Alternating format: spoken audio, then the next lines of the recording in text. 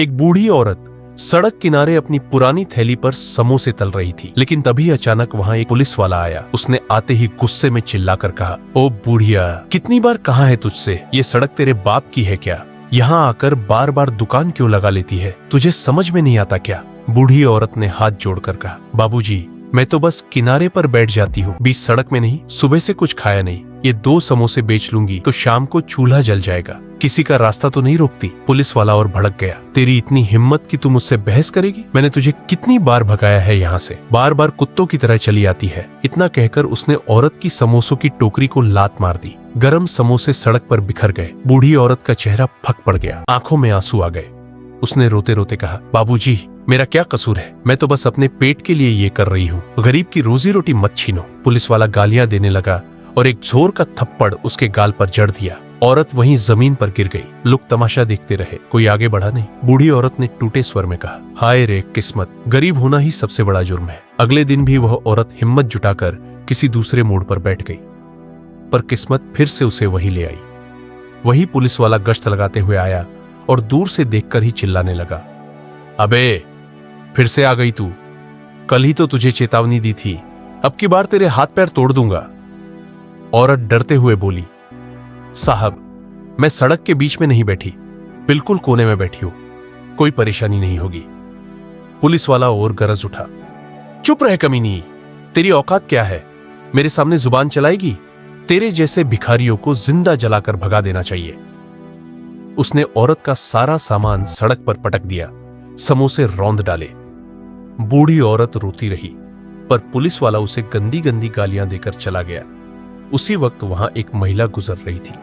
साधारण कपड़े पहने उस महिला ने सब देखा और आगे बढ़कर औरत को उठाया। उसने पूछा, माई, ये सब क्या हो रहा है?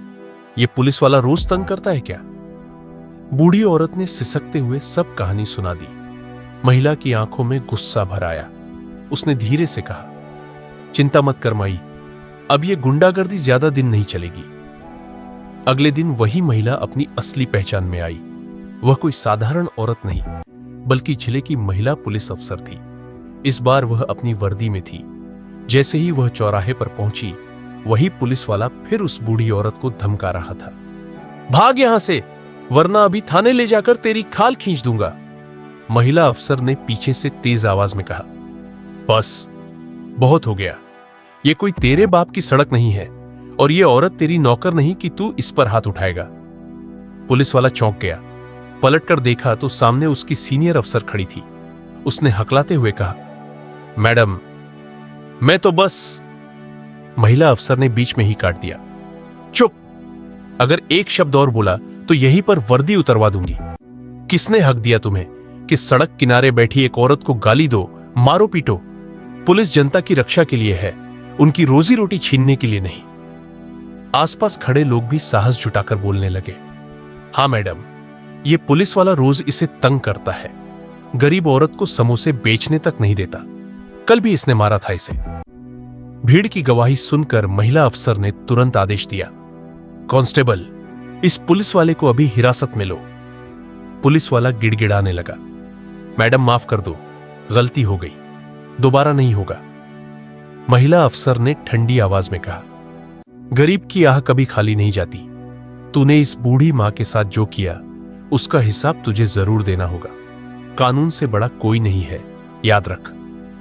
उसी वक्त उसे गिरफ्तार कर थाने ले जाया गया।